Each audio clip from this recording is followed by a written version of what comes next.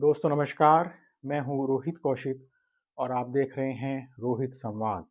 दोस्तों सबसे पहले आपसे विनम्र निवेदन है कि आप हमारे YouTube चैनल रोहित संवाद को सब्सक्राइब करके और हमारे Facebook पेज रोहित संवाद को फॉलो करके जन सरोकार की पत्रकारिता को अपना समर्थन दें। बेल आइकन भी दबा दें ताकि जब भी हमारी नई वीडियो अपलोड हो तो आपको उसका नोटिफिकेशन मिल जाए। इस वीडियो को लाइक कर, शेयर कर और इस वीडियो पर कमेंट कर भी आप हमारी आवाज़ को बुलंद कर सकते हैं। दोस्तों इन दिनों हरिद्वार जनपद की खानपुर विधानसभा क्षेत्र का एक प्रकरण काफ़ी चर्चा में है। खानपुर विधानसभा के वर्तमान विधायक उमेश कुमार और खानपुर विधानसभा के पूर्व विधायक प्रणव सिंह चैंपियन के बीच काफ़ी दिनों से मनमुटाव चल रहा है। काफ़ी समय से दोनों एक दूसरे के खिलाफ फेसबुक पर अनर्गल बातें कह रहे हैं, फेसबुक पर अनर्गल बातें लिख रहे हैं, एक दूसरे को गाली दे रहे हैं और यह विवाद अब से नहीं चल रहा है, यह विवाद सालों से चल रहा है। विचारणीय प्रश्न ये है कि क्या इस दौर में इस तरह के विवाद राजनीति को कोई नई दिशा दे पाएंगे और क्या इस तरह के राजनेता इस समाज को कोई दिशा दे पाएंगे? अगर राजनेता गाली गलौज करेंगे एक दूसरे के खिलाफ तो क्या ये राजनीति के लिए और क्या ये राजनेताओं के लिए शुभ लक्षण है?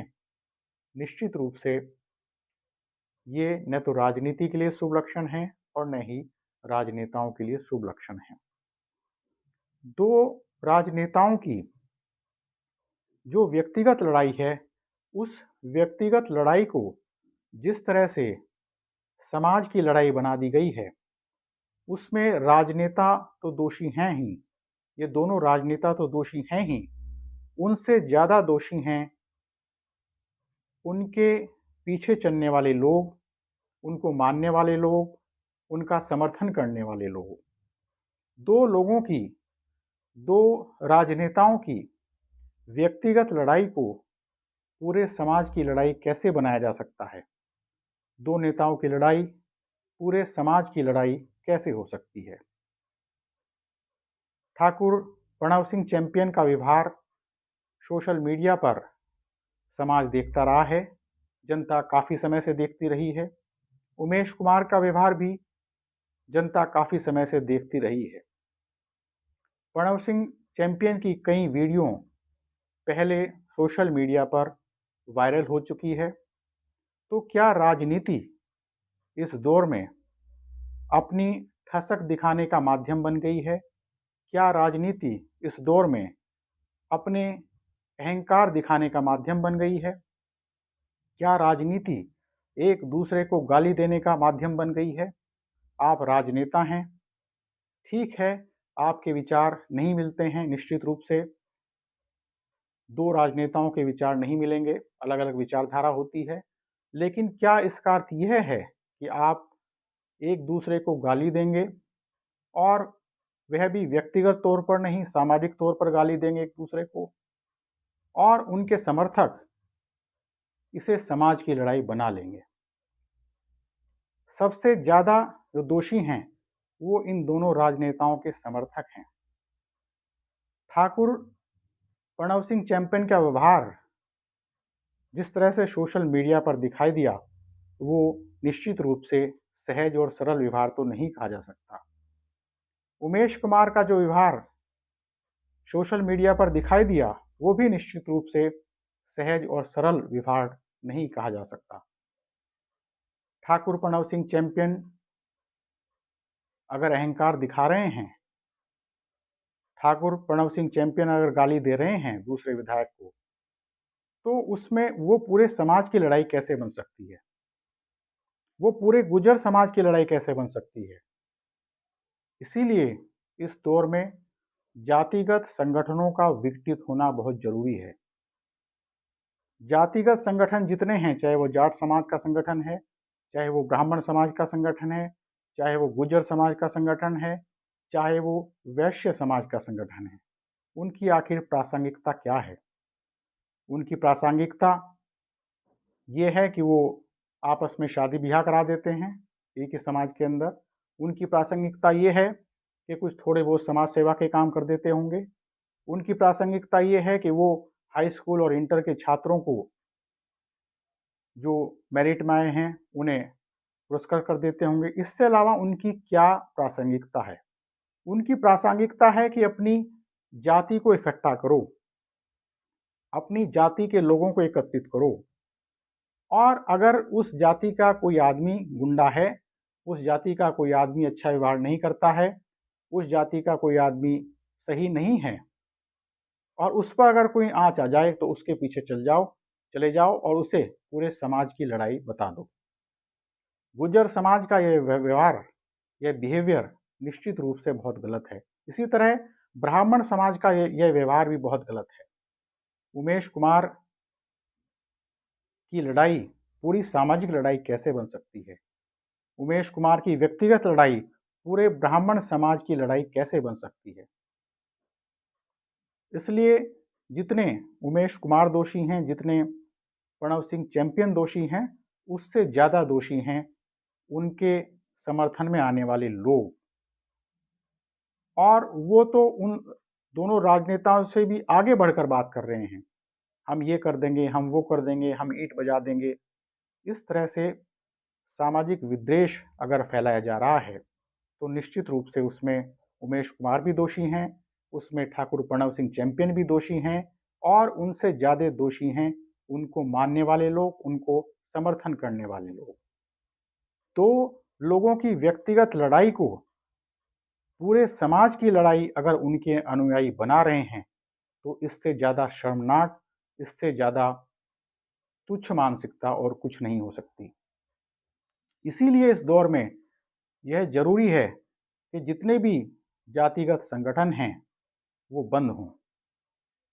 जाट समाज के किसी एक आदमी पर आंच आ जाती है, राजनेता पर आंच आ जाती है, तो वो पूरे जाट समाज की लड़ाई नहीं बन सकती। उसमें वो लोग कहते हैं कि पूरे जाट समाज का आदर नहीं हुआ।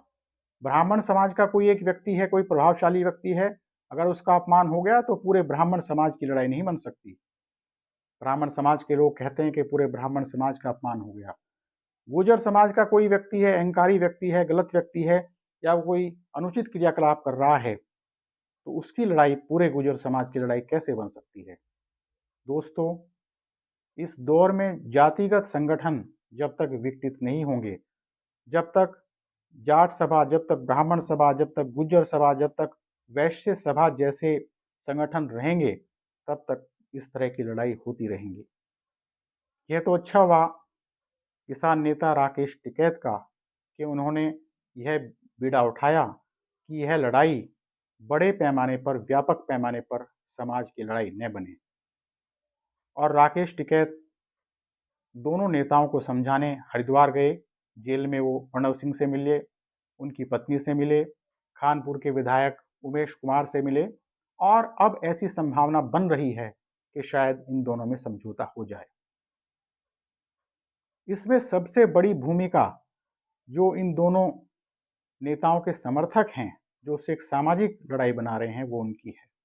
निश्चित रूप से चाहे इसमें राकेश शर्मा हो, मुजफ्फरनगर के सपा नेता, या इसमें किसान नेता राकेश टिकैत हों, इलम सिंह गुर्जर हों, जो एक सामाजिक सद्भाव की कोशिश के तहत इन दोनों की सुलह कराने में लगे हुए हैं। ये कोशिश होनी चाहिए थी, उन दोनों समाज के नेताओं के अंदर से इस कोशिश होनी चाहिए थी कि यह बात न बिगड़े। लेकिन दोनों नेता तो एक दूसरे के खिलाफ बयानबाजी कर ही रहे हैं। उमेश कुमार हों या ठाकुर प्रणव सिंह हों, दोनों नेता एक दूसरे के खिलाफ बयानबाजी कर ही रहे हैं, लेकिन उससे ज़्यादा बयानबाजी उनको मानने वाले लोग कर रहे हैं, जो बहुत ही शर्मनाक है, बहुत ही दुखद है। आशा की जानी चाहिए कि अब आगे इसमें दोनों ही नेता एक दूसरे के खिलाफ सोशल मीडिया पर कुछ नहीं कहेंगे और राजनीति की जो मर्यादा है उसमें रहेंगे, राजनीति की गरिमा को बना के रखेंगे, ताकि भविष्य में इस तरह के सवाल न उठें। अगर आप सामाजिक स्तर पर देखें, अगर आप लोगों से पूछें, तो ठाकुर प्रणव सिंह चैंपियन की छवि कोई बहुत अच्छी नहीं है। जिस तरह से उनके वीडियो आते रहते हैं, अहंकारी वीडियो आते रहते हैं, कोई अच्छी नहीं है। इसी तरह उमेश कुमार की जो छवि है वो भी बहुत ठीक नहीं है, क्योंकि राजनेता को सहज और सरल होना चाहिए। अगर राजनेता अहंकारी होगा तो फिर यह न तो समाज के लिए शुभ लक्षण है, न राजनीति के लिए शुभ लक्षण है, और न ही शुभ लक्षण है राजनेताओं के लिए। तो दोस्तों, सामाजिक संगठनों को विघटित कीजिए, सामाजिक संगठनों को हटाइए, खत्म कीजिए, समाप्त कीजिए। जाट सभा, ब्राह्मण सभा, वैश्य सभा, गुज्जर सभा, इन सब सभाओं को समाप्त कीजिए और सोचिए कि कैसे एक इंसान सभा बन सकती है, कैसे इंसानियत के लिए काम कर सकते हैं, किसी एक जाति के लिए नहीं, किसी एक धर्म के लिए नहीं। अहंकार को त्याग कर हम कैसे समाज के लिए काम कर सकते हैं, राजनेता कैसे सब समाजों को जोड़ने के लिए काम कर सकते हैं, इस पर विचार कीजिए। निश्चित रूप से राकेश टिकैत का यह जो प्रयास है वो निश्चित रूप से सराहनीय है। बहरहाल, आज रोहित संवाद में इतना ही। जल्दी मिलेंगे एक नए मुद्दे के साथ। नमस्कार।